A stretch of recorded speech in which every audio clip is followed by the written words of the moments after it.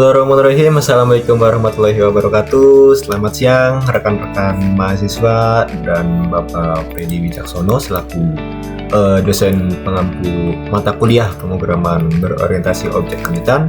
Kami dari kelompok 4 yang beranggotakan dengan saya sendiri Bagus Anugerhinata, lalu ada rekan saya Muhammad Azlan dan Arya Bayuklana yang nanti akan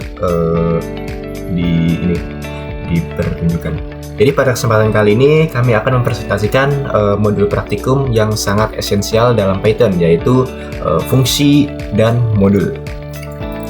Next. Nah, jadi sebelum kita masuk ke kodenya, mari kita bahas latar belakangnya terlebih dahulu. Jadi pernah nggak sih teman-teman sekalian tuh membuat program yang kodenya tuh sangatlah panjang, berulang-ulang, dan berantakan? Nah, function dan modul adalah solusi untuk masalah tersebut. Jadi dua konsep ini tuh membantu kita tuh untuk menulis program yang rapi, terstruktur, dan efisien. Jadi pada praktikum ini tuh kita akan menggunakan standar Python versi terbaru, yaitu versi 3.12. Lalu selanjutnya ada tujuan praktikumnya sendiri. Di sini ada 4 tujuannya. Yang pertama itu adalah memahami konsep dasar fungsi dan modul. Lalu yang kedua, bisa membuat dan memanggil fungsi dengan berbagai jenis parameter. Dan yang ketiga, menguasai konsep tingkat lanjut seperti args. Args yang dimaksud itu adalah arguments. Lalu quarks, yaitu keyword arguments, scope, dan lambda.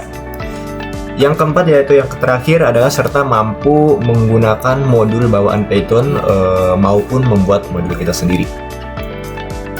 Next. Nah, mari kita mulai dari konsep dasarnya terlebih dahulu ya. Jadi apa sih fungsi atau function itu? Jadi secara sederhananya, fungsi itu adalah blok kode yang diberi nama, yang tugasnya itu untuk menjalankan satu pekerjaan spesifik. Jadi mari kita coba bayangkan, fungsi itu seperti sebuah resep masakan. Jadi sekali kita tulis resepnya menggunakan kata kunci def, kita bisa memasak atau memanggil resep tersebut itu berkali-kali kapanpun kita butuhkan. Nah, lalu selanjutnya ke modul. Jadi apa sih itu modul itu? Nah, sebelumnya jika fungsi itu adalah resep masakan, maka modul itu adalah buku resepnya. Jadi modul itu adalah sebuah file yang berekstensi .py yang berisi kumpulan fungsi, variabel, atau kelas. Jadi modul ini tuh bisa dipanggil oleh program lain menggunakan perintah import. Jadi hierarkinya itu sangatlah logis. Misal variabel ada di dalam fungsi, fungsi ada di dalam modul, dan kumpulan modul itu membentuk sebuah package atau kayak sebuah sekumpulan file gitu. Selanjutnya ada struktur dan cara membuat function. Mari kita bedah anatomi dari sebuah function. Untuk membuat function, pertama kita wajib menggunakan keyword def, diikuti dengan nama fungsi. Ingat, penulisannya disarankan menggunakan huruf kecil dan garis bawah atau snake case. Lalu ada tanda kurung untuk parameter dan titik 2. Kita juga sangat disarankan menulis string atau penjelasan singkat tentang fungsi tersebut di bawah definisinya. Terakhir, gunakan return untuk mengembalikan hasilnya. Nah, selanjutnya ada jenis parameter dan argumen. Saat kita memanggil fungsi, kita seringkali harus mengirimkan data. Ada 3 cara utamanya. Yang pertama yaitu positional argument. Datanya dikirim berurutan, misalnya biodata, yaitu CH,20. Urutannya tidak boleh tertukar. Yang kedua yaitu keyword argument. Kita sebutkan nama parameternya, misalnya biodata, dalam kurung umur sama dengan 20 tahun, nama sama dengan CH. Karena namanya disebut, urutannya boleh acak. Yang ketiga yaitu default parameter. Parameternya yang sudah punya nilai cadangan. Jadi kalau kita lupa mengisi argumen saat memanggil fungsi, program tidak akan error melainkan memakai nilai default tersebut. Nah, bagaimana kalau data yang ingin kita masukkan jumlahnya tidak menentu? Bisa 2, bisa 5, atau 10. Disinilah kita menggunakan argumen untuk menampung argumen biasa dalam bentuk tuple dan keyword argumen untuk menampung argumen dengan kata kunci dalam bentuk dictionary. Ingat ya teman-teman, penulisan yang benar di dalam tanda kurung adalah parameter biasa, lalu argumen, lalu parameter default, lalu yang terakhir keyword argumen. Oke, selanjutnya di sini ada slide scope variable, fungsi rekursi, dan lambda. Nah, mari kita masuk ke bagian yang lebih advance. Pertama, scope variable dalam Python ada variabel lokal atau hanya dikenali di dalam fungsinya saja, dan ada variabel global atau dikenali di seluruh program. Nah, jika kita ingin mengubah nilai variabel global dari dalam fungsi, kita harus menggunakan keyword global. Kedua, fungsi rekursi.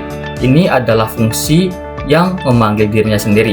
Contoh klasiknya adalah pencarian nilai faktorial. Syarat utamanya wajib ada kondisi berhenti atau base case agar program tidak berulang tanpa batas atau infinity loop. Nah, yang ketiga di sini ada lambda function. Ini adalah fungsi mini tanpa perlu pakai nama atau def.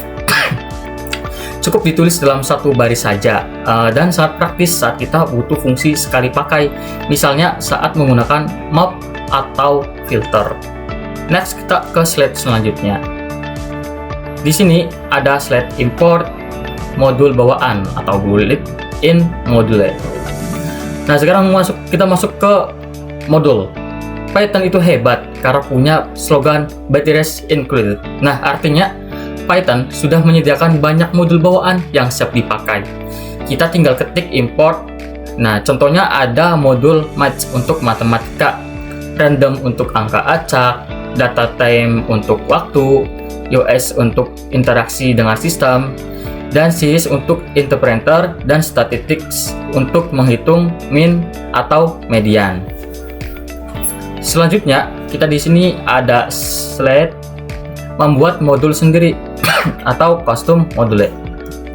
Nah, lalu bagaimana sih jika kita ingin membuat modul sendiri? Nah, sangat mudah. Karena setiap file .py yang teman-teman buat pada dasarnya adalah module atau misalnya kita buat file converse_suhu.py. Nah, di file utama atau main.py kita tinggal panggil import konveksi_suhu as suhu. Nah, dengan begini kita bisa memanggil fungsi konversi suhunya berkali-kali tanpa harus menulis ulang rumusnya.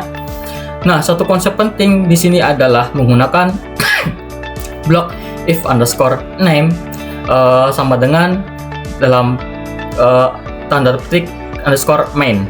Nah, agar kodenya tidak otomatis tereksekusi saat diimport.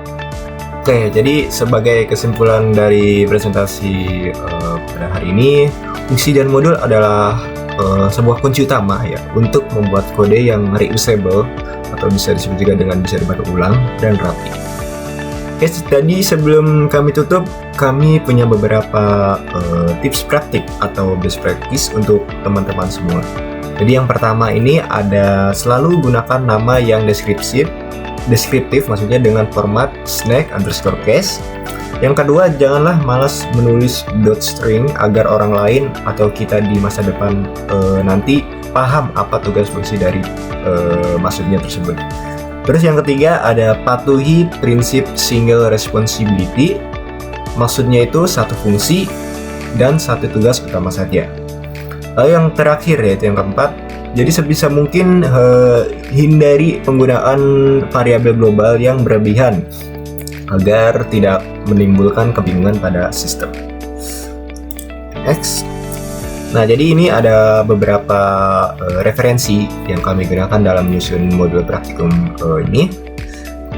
Oke, mungkin itu saja. Demikian presentasi dari kelompok 4 mengenai fungsi dan modul dalam Python. Semoga apa yang kami sampaikan bisa menjadi bekal yang bermanfaat untuk praktikum pada hari ini. Terima kasih atas perhatiannya, kurang dan lebihnya mohon maaf. Billahi taufiq wal hidayah. Wassalamualaikum warahmatullahi wabarakatuh.